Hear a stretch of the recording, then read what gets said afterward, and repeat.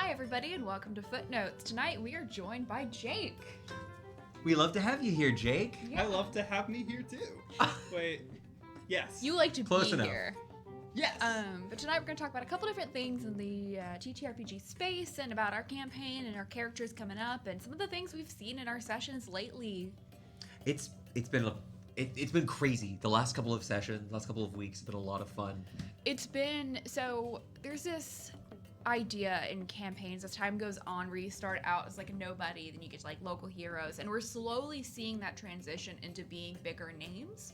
And I think we were really feeling it when we got back into Elts and we saw that the Divine Smiles has a few new recruits. Oh yeah. Yeah, some of them you saved on previous adventures or helped in some way. But Harassed until they joined.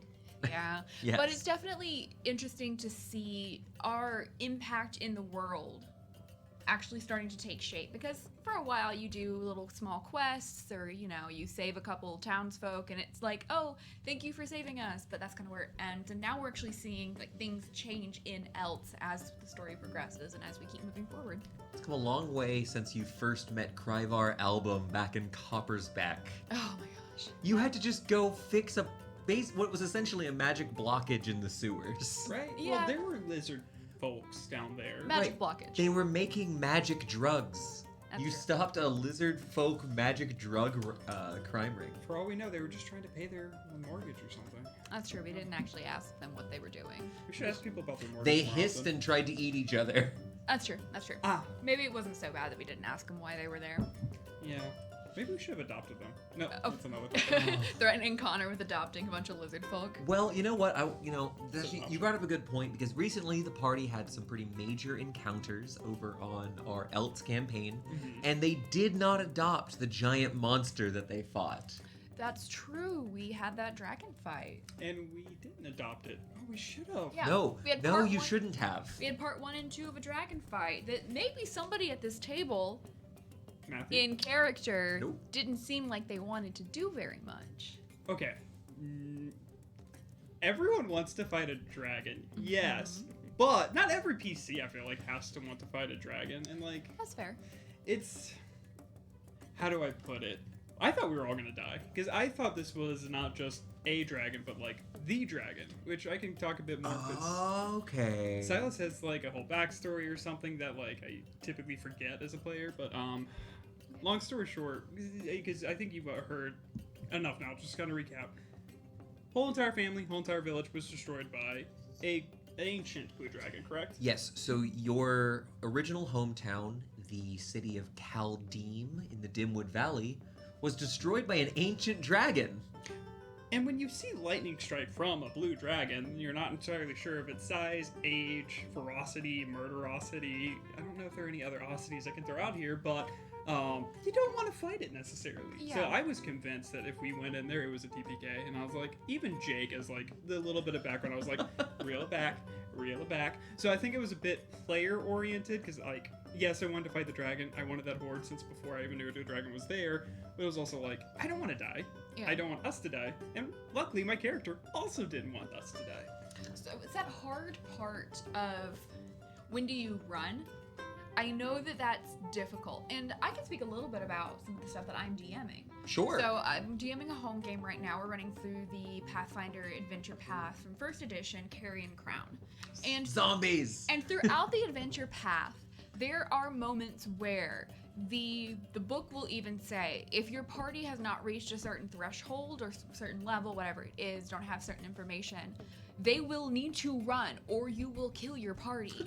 And so, like, there is very explicit, like, if your party is going in a certain direction, like, try to reel them back if you can, or let them go and be punished, is basically what this statement is. And so this, in character and out of character, especially from a meta level, to a degree felt like, even to me, who's, like, gung-ho about let's go fight everything, I really enjoy the combat portion of D&D, it felt like a moment where maybe we should run, and you being so against it in character and in that moment kind of put the rest of us at pause a little bit. You persuaded. There were several people who went back and forth. I know it seemed that Amanda, Victoria, I think everyone but Clella seemed... Clella did not. It seemed like you and Clella were kind of on the opposite ends there. Yeah. You always have to have opposite ends. But you two, like, it was all... Though there was some in-party conflict, it was all in character. You and Clella were clinking glasses during the middle of that session. Just She drove me to and from the session. So I was like, I have to apologize at one point. It was very clear, like, yeah, you would have been left here. You would have sleep on my couch. It's a comfy couch, though. It is. Thank you for complimenting the couch. Session on the couch when? Okay, but like... I've talked about that before, where it'd be fun. I know it would be like a lot of effort to do, but like originally one of my pitches was let's have footnotes on the couch. I don't know. Things could have been so different. Things would have been very different. We wouldn't be sitting at the table for footnotes It as was well. called Footnotes originally because we had this whole scribe and storytelling theme, but I imagined a D4 getting stepped on. Yeah, it was, that was just a little pun. We had originally talked about doing a specific Footnotes for like a logo. It was a foot stepping on a D4. Why have we not? Well, I'm not great at graphic design. So That is there a is thing. no foot stepping on a D4 right now. But so in the end, you both ended up fighting a dragon. Yes, and Terrifying. that was. I ran out of resources. Now, granted, I know we had that other fight in the middle where I used some of my resources, but I can be a little stingy with spell slots sometimes, I know. Counterspell. I'm remembering a fight. Yeah, but here's the thing. I've gotten better over time of using my slots, using all the spells that I have. I was completely out at the end of that. Yeah. Completely out. And I had used one of my spell storing spells too, so I had used almost everything available to me. Yeah. It's hard sometimes, because here's the thing. I can be extraordinarily, this is the difference between like fighters and wizards, I think. I can be extraordinarily effective to a point. Yeah. You can attack twice every turn. That's fair. You don't spell slots. Hey, you can do this all day. You could literally... Until I die. Yeah, that's true. Health is going to be the problem. I have something to add to there, but I also kind of want to peek behind the screen while we're talking about it. Like, did we have a chance, and you don't have to answer, to actually die in that, like, fight? Oh, yeah. Chance? I had planned for several. Oh, God. I didn't, so I don't, there are encounters that I am aware as a GM when I'm designing an encounter that are more or less difficult for different characters. So a powerful wizard who focuses on who has a bunch of spells that make you make wisdom saves is going to be much more effective versus the party's the resident meatheads. It's going to be great against the barbarians and the fighters. But if I have someone who's shooting a bunch of fireballs, the rogue is going to be fine. Yeah. That's The rogue's not going to worry about it. And in the case of Fulgurimar, there are several of the party members that didn't have a lot of ways to handle him while he was in midair. Right. You all rolled exceptionally well in the second bout, but if you remember, that first battle had several people nearly entirely out of the fight. We had... Elle went down. I was at like 18 hit points. I made a decision whether or not he was going to turn around and try to finish off Elle with a die roll. You would have been down if I didn't put my ward in front of you, No, is what exactly. it was. That there was, and so I didn't take as much damage in that fight, but I lost my only as a wizard, I have extra health because of that ward, so I lost my only defensive thing. I think the only one that might not have like been mildly scarred out of that fight was for some reason Gwenny, and I can't remember exact details. Gwenny got hit by 2 line attacks. Oh, she did. Gwenny was hurt. I got struck by lightning. I think I had the most health at the end of that, just because the only health Yes. I really lost was from 1 attack and from holding up that ward. You know, Yeah. so we had this big adventure. This was during our kind of the end of our first sort of book on Stories to D4. You're starting this brand new chapter where you've come back home to Eltz. It seems like everyone is sitting down. They know what they want to do. They want to handle the local crime problem that's going on with the Ladrone family. And you want to hunt down this freaking serial killer, this painter who's been leaving these horrible works of art. This is a very different threat from fighting a dragon or an undead army. I think one of my favorite things in like RPGs is when like some big bad is introduced early, but like other bigger or smaller, more immediate things pop up, and like the big bad, but still there, it's still a presence. And like walking back into the city, hearing that he killed a count, like it's just a friendly reminder that like, hey, even though you guys have done stuff, part of the reason why we're here is still pretty freaking big and murderous and deadly. Murderous and deadly go together. They do go together. Yeah, they do kind of. close to synonyms. So I want to avoid saying like penalties. The party went on a side quest, and it wasn't that you were penalized. Like the bad things happening wasn't a punishment for player decisions. It's like you guys did a great job going on that side quest and helping the people of the Murloc Mountains. You've made more allies that maybe will come up in the future, but the world keeps going. Yeah. So I had like a rough timeline for what the painter is doing. And because the party all agreed we'll take a slower pace back, load up the wagon, and get there later, the Count was already dead by the time you arrived. Right. Whereas if we maybe didn't stop by the Horde and went straight home, we could have gotten there when the Count died. True. Or you could have got there before there. Maybe you would have met the person. It's hard to know those sort of things. There's so many variables that kind of go into that. Exactly. But you have a mystery in front of you. And where with Zarathal it was where did he live, you have a lot less starting information now. Do you have any sort of thoughts, theories, or even plans of action? Don't worry, I won't use it against you. So we only really have one strong lead, in my opinion. I don't know if that's what your take is. Okay. I'm gonna let you talk first. Okay. Corin the Wise is the only strong lead I think that we have, because we have a name of somebody who worked with somebody who was called the Songbird. So, and we know that the guy that was killed with the painting that said, "Where is my songbird?" went to the particular bar that we were at whenever we got this information. So they would have been running in the same circles. So they would have had a chance to meet. They almost assuredly would have met, because the way it seems that there's a lot of familiarity between the entertainers and the patrons of the establishment. Yes, the Demon's Embrace has patrons who are very familiar with the folks who were there, as they offer all sorts of services. There's all manner of companionship, and it's Vegas. Yeah. It's a ridiculous fantasy Vegas You've in a 200 by 200 square. Yeah, you've convinced me I don't want to go to Vegas. You No, apparently not. Yeah, no, that was enough for me. Once was enough. A lot of silk, a lot of like foot rubs. I was actually thinking about the foot rub, sadly. There was a lot of foot rubs It stuck out to me. and chicken wings. Okay, that part. Go to Pluckers instead, people. Yeah, go to Pluckers. And I'm hungry again. But so you have this Corin the Wise lead. I do believe you learned, and if you didn't, you would have looked at the art outside that you're referring to a human. Yes. So we'll have to see who this Corin person is. What about you, Jake? Your character isn't quite as investigatively skilled, but you have different priorities, different knowledges. What are you thinking? Are we talking about me as a person or my PC? I'm actually Because interested in also either investigative. one. Yeah. So, if I had to be honest, and this is something weird, like, I feel like whenever I watched SVU, like, the Special Victims Unit, it was always, like, the first 5 minutes it introduces the villain, like, even though it doesn't say it. And, like, it's just, like, at the end, it was a gotcha, did you guess it or not? And, like, I think my problem with that is, like, I'm half convinced we've already met the painter somehow, some way. So, like, I'm trying to consistently think back at this point, like, the first time we met him, who was at the carnival, or, like, things like that. And, like, I don't necessarily know if that's the right train of thought, but, like, I feel like you've already given us a huge clue, and, like, I think that's what my, like, mindset is. It's, like, something we missed earlier is sitting on the tip of my tongue, and I don't know what it is, and it's driving me crazy. Corin's a red herring.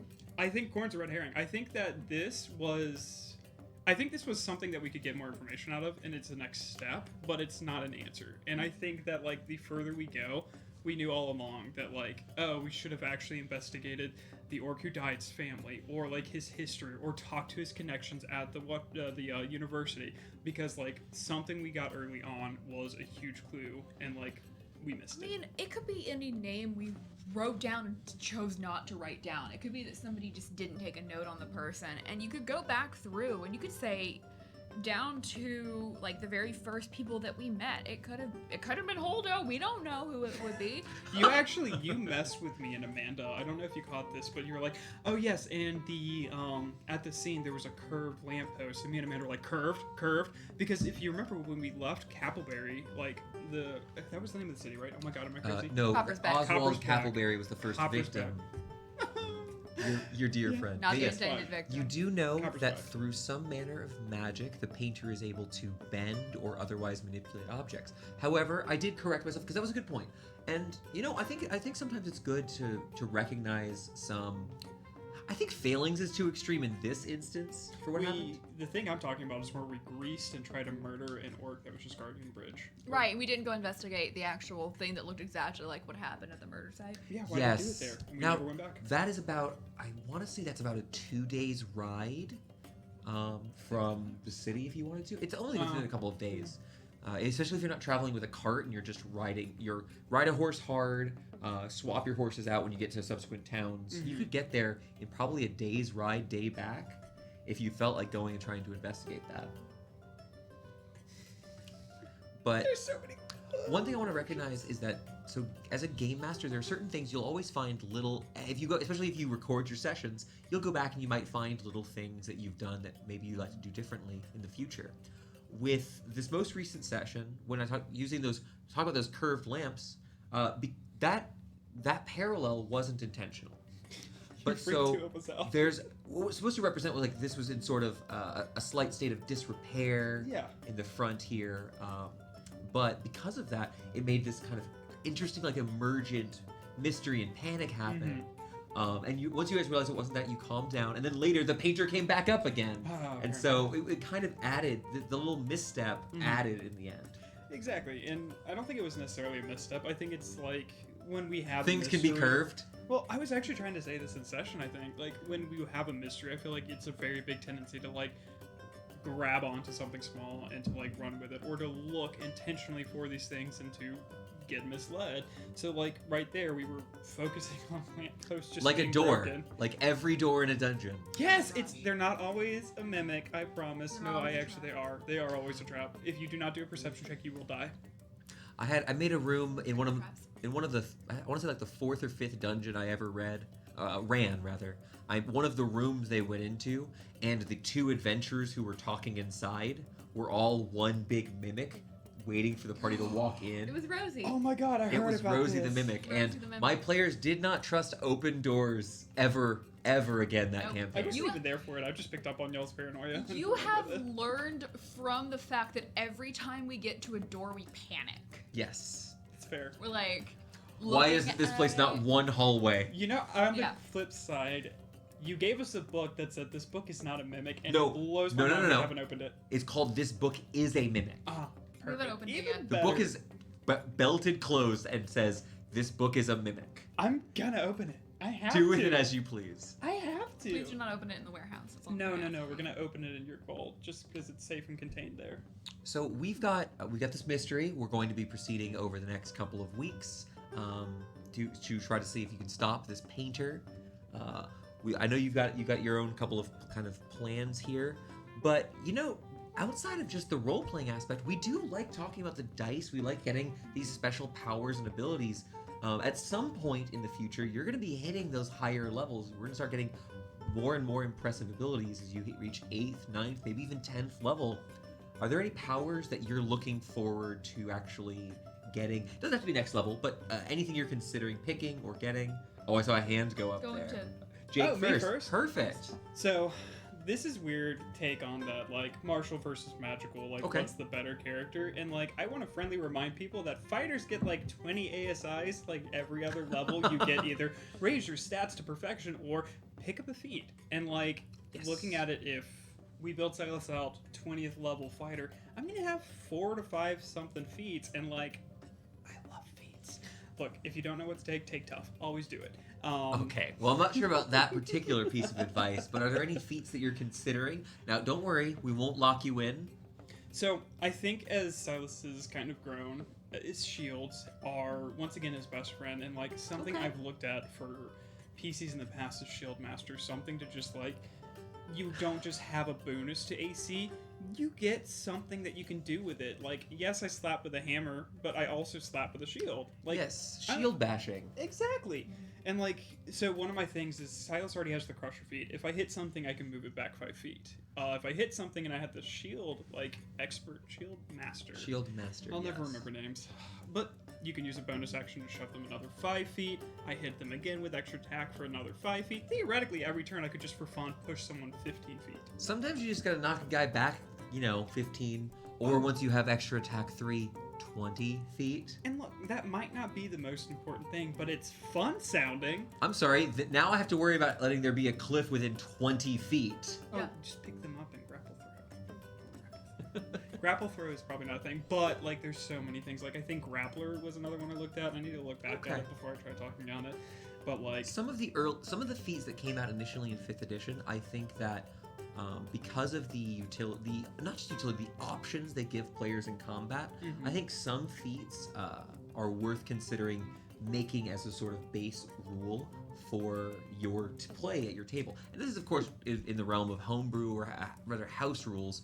But if there's a particular feat that, let's say you've got 3 players who are incredibly fond of it, giving that sort of free ability to a table is something that can amp up your power just a little bit while giving your players a lot to do. yeah. Do you have an example? Oh, sorry to interrupt. I was gonna say, are you suggesting an elephant in the room for 5th edition? I am, but there is An elephant? this. There's a general idea that sometimes in some games feats can feel like they're taxes on your character. So I know for some people, I've seen a table, or rather, I've spoken with a GM online whose table had multiple of these fighters and paladins and barbarians, all of which these were a bunch of dudes playing beer and pretzels, Dungeons and Dragons. They all wanted great weapon master, and so he actually, rather than make all of them take the same feat at 4th level and like they kind of all do this, get the switch, made it a core rule of their game that this was something available to any martial character. Okay. And by doing this, there ended up being more customization, not less, by removing a feat and just giving it to everyone. Yeah, that's fair. And I mean, if it ever feels overpowered, just drop a dragon on your party. That is true. Dragons fall, everyone dies. But I don't think we're forgetting you, Victoria. Do you have any upcoming powers or abilities with this media you want to talk about? Soon, I shall have 5th level spells. Ah, Meaning okay. that I shall have the best spell in 5th edition. Fight me on it. Go ahead. 5th level best? Oh, we're going to 5th level fight. spell. Big B's Hand is my favorite spell. Now here's the thing. I will admit, when I saw all the creative uses on Critical Role of what you could do with Big B's Hand, I fell in love with the spell. And when I built my first character that I used in a long-term campaign, a bard. Is this in Tasha's? I want to No, read it's a core base spell. PHP book. Keep Yeah. going while I read. Not right in front of me. I love that spell. I can grab somebody, I can punch somebody, I can block things, I can push people, and it has health equal to mine. I used to play a bard that was a dwarf. I had a lot of health. It is a very useful spell. So good. I have to say that Bigby's Hand, it's unfortunate that it's unique somewhat in how it has multiple modes. It is unfortunate because it's such a good paradigm. It almost acts as a class feature. So like I could absolutely see a world where that was a core feature of a class. I think I'm most upset about this because I just read it. It has a range of 120 feet. Yeah. You could stand here and like... And cast it over there, and you can move it around, and it's a bonus action to do things with, so you can still cast other non-concentration spells on your turn. Bonus action, punch somebody with a fist with 145 health. With the range of a fireball, I shall create a hand that shall... Yeah, and then... Sometimes you want to smack someone and they have the audacity to be over there. And so their choices now are they have this giant hand that they could choose to attack, or they could choose to attack you to try to break your concentration, but they also have the rest of your party around that are dealing damage and doing things too. Is the hand a big enough threat to deal with the person who cast it or the hand itself? You've made a very interesting point. Spell.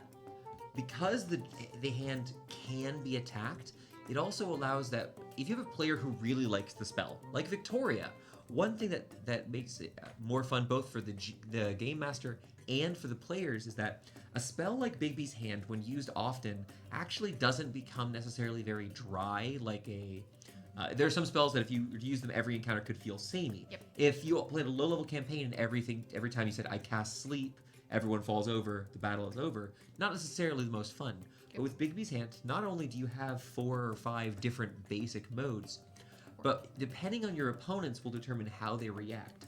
Unintelligent creatures, if you're fighting a bear and the bear gets hit by a giant thing, the bear's going to attack the giant thing. And the giant thing has high AC and 22 strength or something like that, 22 or 23 strength. An enemy wizard may try to dispel it. enemy fighters may try to get around it. Like there's different. It's a spell that gives players more options, allows the player to be an offensive, defensive, or support role, and changes how monsters act. And so for that, I'm actually with you on it's one of the best spells in the game. It's one of the most fun spells. And here's in the the game. thing: with my last character, I would call this an iconic signature spell for my last Absolutely. character. I cast it every fight that I had a 5th level or higher spell slot. There were so many applications. I could use it for so many different things. I got to protect the wizard. I got to protect myself. I got to punch the big thing too because it did bludgeoning damage. You got to grapple your fighter when he got mind controlled. Right. It has so many different applications, and it's kind of to me like the argument for prestidigitation being such a good spell in that you can do so many things with it. You're limited by, obviously, you've got the 4 base modes you can use in the book. Now, some DMs will do things like, for example, you can ride your hand. Like, I love that. So that's what I was gonna say. Like, if you have a ravine you have to cross, do you step in the hand and just ride? It is solid, and it can move, and it can fly. So now, granted, it doesn't last very long. It is going to be 1 GM fiat. Yeah. It's going to be up to the GM because there's not a base rule of it. But there's 4 different modes, and you're limited by your creativity because there's different applications you can use. I got to use it to protect the wizard pretty with decent frequency, I'd say. Not my most popular mode, but if people are trying to shoot the wizard, block them with the hand. Is this why the wizard never died? The wizard died. The wizard did die. The wizard's at least the only- once. Yeah. Because Jessamine also died. Well, I'm excited to see in the future Bigby's hand versus a shield. We'll I see how love- that goes, folks. Love Bigby's hand. It's not the best 5th level spell. Though. Now, one thing I haven't done in a while is I would really like to talk about something that's coming out, coming out's the wrong word. That's currently active and being talked about and being created right now by, the man needs no introduction. Matt Colville, the folks over at MCDM make some incredible content. They have a Kickstarter going on right now for an upcoming book called Flea Mortals. And so I've actually talked a little bit about this book with some of our players for our upcoming creator showcase, where we'll be showing off some recently made material by a couple of creators here in the tabletop space. But this one in particular is going to be, I don't want to call it another monster manual, because that's really a disingenuous way of putting it. Flea Mortals is going to contain a collection of Matt Colville's action-oriented monsters, as well as sort of a variation on the minion rules. Both of these we've actually used on previous campaigns to varying extents. But an action-oriented monster, because Jake, you've never DM'd before. No. Well, technically, but no, we don't talk about that. Oh, I was gonna fair. ask for what does that mean, action-oriented? So this is a system I only learned about relatively late into our last campaign, but it's very similar to how we'd run some of our boss fights. They essentially, you have a monster that, there's a problem in 5th edition with the action economy, which is, by design, a solitary monster who has 1 action a turn versus a group of 5 adventurers will lose regardless of the numbers under, certain restrictions. You have to kill a player every turn with a singular action if you have any chance. Exactly. It feels Most like. NPCs last 2 to 4 rounds. Yeah. That's it. That's their whole lifespan.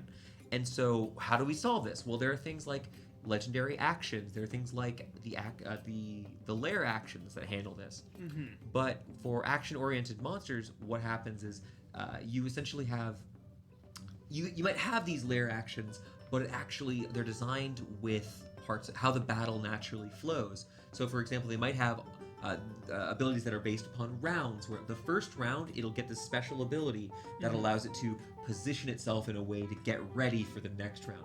The second round might have a large AoE type of ability. The third round may have the option of either healing or retreating. Like there are things that are just in the stat block. It actually does encounter design. Okay. Because a goblin stat block doesn't tell you how to run a goblin encounter. It tells you the hit points. It tells you the statistics of a goblin. Can I Yeah. say that is one of the reasons why I'm really loving running Pathfinder 1st Edition? Yes. It will say in combat, this person does these things because they are Okay, can I just share one from my book You that can I love? This is totally fine to give an example. There's a character who will attack muscular armored women first because You they have are an evil sexist. because they are misogynist and don't like women who act like men. Straight up in the text of the book, it is amazing. And Characterization. just to Here we go. clarify, It's somebody who's like a super, villain. Oh, super evil, like Yeah. literally evil.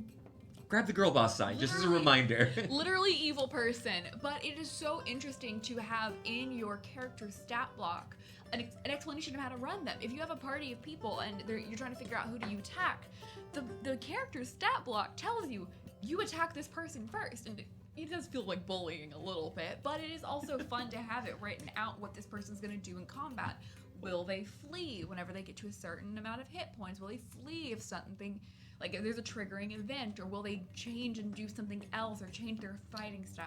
You know, oh, sorry, Jake, please. Well, I was gonna say, I feel like if you were a fledgling DM, like that would solve so many problems. Because like having to sit there and like think like, what would I do? You don't have to think about it. You hit the armored woman. Yeah. Don't hit the armored woman. Don't hit the armored woman. You know- Not at my table. Because we mentioned both the Pathfinder combat guidance system as well as the action-oriented monsters from Matt Colville. Oh, one last note on that. Their Kickstarter has been going on for a while. At the time of recording, there's less than 20 hours left. Where I think there's like 13 hours left at this point. Yeah. So if you're looking for a book for yourself or a game master, I highly recommend it. They've also released a preview packet of the goblins from the book. We're not sponsored or we haven't communicated with them at all, but I'm a huge fan of it and I wanted to bring it to your attention. We just like Matt Colville here. And we're sharing it with you. He's got some cool stuff. Yeah. He's got some really cool stuff. Resources are nice. But there's one other system I actually am a big fan of that I'm going to oversimplify. All these systems I'm grossly oversimplifying. Okay. There's the Paragon monsters. At least where I've heard and understood it from is with the Angry GM over on, he has a blog online where he talks about encounters and helps people who are learning to game master. But with these Paragon monsters, you end up having, let's say you have a big strong monster, but you want it to actually be a boss. Giving it, let's say it has 300 health, and you're going to divide that into 3 segments. Well, it has 300 health. It acts 3 times per round. It has 3 turns. You've used this before. No, I that's have super used cool. Paragon monsters. I've actually, one of my favorite systems. I don't use it quite as formally, but the big part is having something go more than once in a round. When you've heard it sufficiently, it acts less, but it may unlock new abilities that it can't Right. use when it has those more frequent. So it's acting less often, but now its multi-attack is unlocked, or its breath weapon is enhanced. And these aren't. I actually highly advise if you like Matt Colville and you end up getting Flea Mortals, or if you want to go check out the Angry GM, these systems are actually, at least for my dungeon mastering, more useful as take individual techniques of this to apply to encounters where they work, more than you have to convert everything. If you're running Lost Mines of Phandelver and you want to run a boss from that campaign, and you want to spice it up, you can modify just one creature without having to go do a ton of work. It's also fun to tell your players, hey, this boss is special. I've made some changes, and get their thoughts. Yeah. Try new things. Get them all flying. That's not a bad thing. Don't make every boss fly. Don't make every boss listen to fly. Jake. Make Don't them do all it. fly. Your fighters who don't have magic and you're too low level for flight will hate it. No, you I just throw learned that the lesson shield. the hard way. I had a few too many flying enemies, and some of my ground locked players weren't having as much fun. Some of your groundlock players chose to eventually get Learned magical ways of flying. Literally went, I have to get flight. Yeah. I will find a witch and steal her broom if I have to. Yeah. Actually, I'm trying to think. I think there was only one character in your last campaign who didn't have some level of flying or teleportation on their own. Well, okay. I was gonna say he had a gun, but no, Jess. Jess went. I could Jess fly. Wynn He could could not fly. fly. Yes. I had flying You had boots. Everybody else learned how to fly or teleport. Poor Granny. Granny Jesslyn didn't get to fly. You know, Granny Jeswin's old, but not quite as old as the frescoes. Okay. I know. Segues, people. No. Real good. I still think fresco is a type of food and need to look It's it no, but you can have a fresca at the next session. up. Is that it? Is that what I've been That's thinking probably of? what you've been thinking of. Yes. I'll take it. But so, in addition to the painter, you have another. I wouldn't say it's the same type of It's mystery. a different kind of mystery. Yeah. It's not super relevant to you guys, at least not at the moment. Is that fair to say? Right, but it's interesting from a world building perspective because it could mean there's implications for how we as players and we as characters understand the world that the world we know.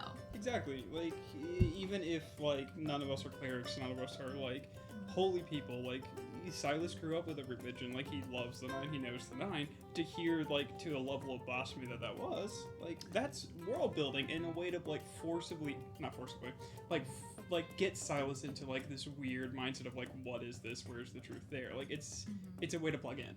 Sure. It's interesting, and we both like to play clerics. That's something that we have in common. If you haven't here. done a life cleric, do a life cleric. If you haven't done a light cleric, do a light cleric. If you have, sorry. We'll just sit here and espouse the benefits of playing a cleric. Clerics are great. But we both love them, and this is so fun. I think for us, it's especially interesting because if we ended up playing another character, playing another campaign, this could change. If we figure out this mystery and make it widely known, it could change the way our future characters also interact with the world. And Exactly. What's great is this doesn't necessarily only, like you're saying, it doesn't necessarily only affect this campaign. So just as an example, though it wasn't relevant to any of the party who was there, one of the angels depicted in the Great Battle was the ancient solar Paralyte. And so there are characters, obviously we're getting some faces here. Right. There are characters that will be cross-campaign who can be influenced by something. Mm-hmm. And so in this case, you have what was this ancient war? What was going on? Who were these other members of this thing? If we get to higher tier play, maybe this sort of thing can come up. But for now, it's just a peculiarly... Nope, not going to try it. An oddity. A peculiar sight. Yeah. Should we go find a sword and try to talk to it? I don't think that's really a good idea, but Sentient weapons are a lot of fun. what I will say seriously, also, let's give me more. as a player, I'm excited by the frescoes for a meta reason. Ismini would be curious about this. What magic was Coralon using? What is this? Meta level.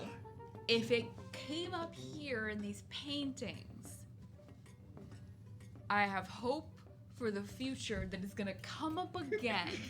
And so at a meta level, I'm sitting here like, I'm gonna be watching for this now. Is this gonna be a future arc? Is it gonna be a thing we get to explore? Are we gonna go off in some direction where now we're doing something crazy? Like, it makes me excited as a player because it's super interesting and super weird and super cool. I will actually be upset now that you say that if we don't find out who that third dragon was and what happened. Well, then we need to make it our mission as players to try to find that out. And what do That's they you. need to do? Subscribe. Oh! You guys have to join us on Fridays for our... All right, Jake. Thank you, okay. I Jake. cracked Here's the myself. sound. There's the peak. I saw it. I peeked the mics again. I'm just proud. No, so we're excited. all for it. Noise gates are for suckers. We You are... should press it. We do play every Friday. I'm taking my this moment to do some some Self-promo. shameless self promo. If you're already watching us, You're self-promoing yes, ourselves. thank you so much Yeah. for being here. We really appreciate it. Also, is that a new like shirt or what, I don't know what other generic articles of clothing? Get are your there? haircut? Did you get your hair cut? Did you good. polish your eyeballs? You're looking great. Way to go. It's probably because you've been watching here on Stories to It's D4. his first week being human. He's still learning the lingo. Oh no, I'm Be a careful letting changeling. your eyeballs dry out. It's really But bad. maybe in the future, when the painter has been found and possibly seduced the party, who knows what'll happen? No. Use a word. I hope you'll continue to join us on the Eltsian campaign that we have here. Any last big thoughts that you have before I make our last couple of announcements? Yes, we have. So, Will you two, use that pencil? sure. We have a couple of announcements. This Wednesday, we're going to be making. Gosh, I think it might be the biggest announcement on our channel so far. It would be the biggest announcement on the channel. This thus far. Wednesday, we're going to have a big announcement on Twitter, which I've been told if I say anything more than that we're making a big announcement, she will stab me with a pencil.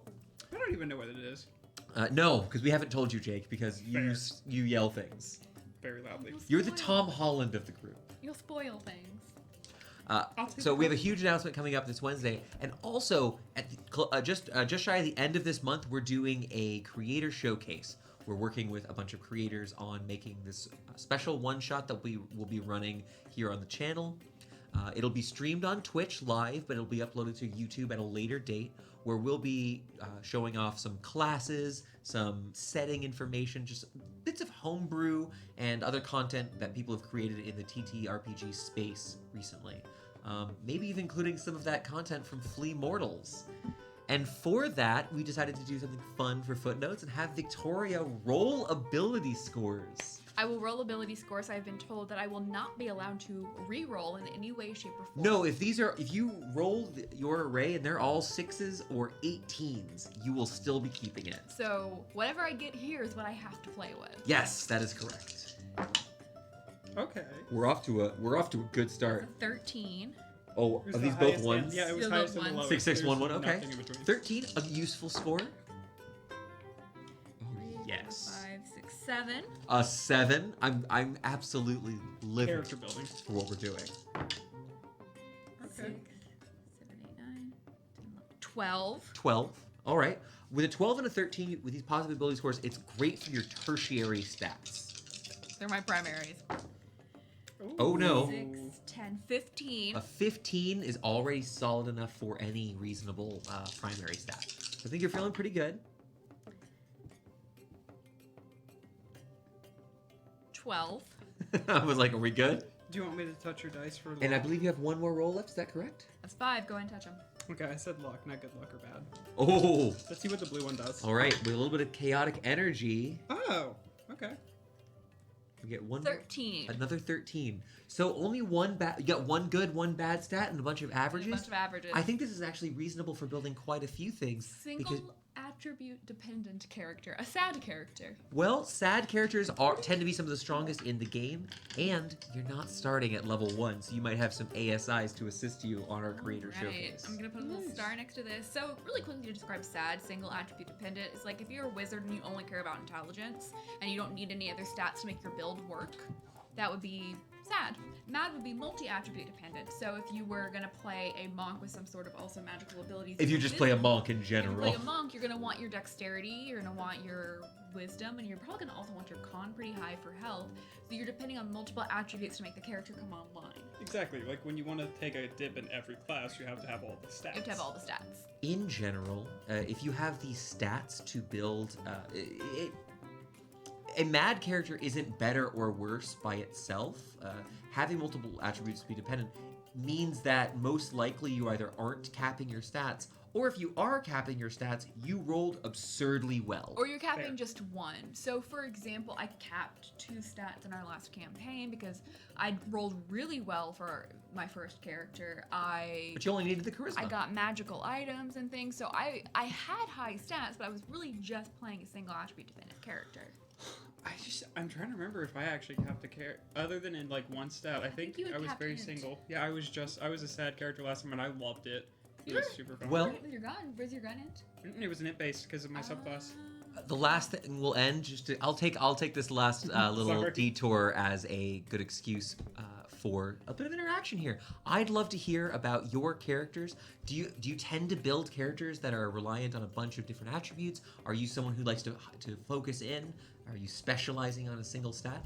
We'd love to hear about the stories you've gone on at your own tables as a player or as a game master. And if you'd let us know, we'd really appreciate it. Yeah, come join us in our Discord and tell us all about it. It's free for anybody to come and join. There's a link inside of any of our YouTube postings has a link to our Discord, as well as in the About section for us. on It'll be Twitch. below wherever you're looking. Yep. Thank you all so much, and we hope we will be seeing you this Friday for the next session of our Stories to D4 campaign. Goodbye, everyone. Bye, y'all.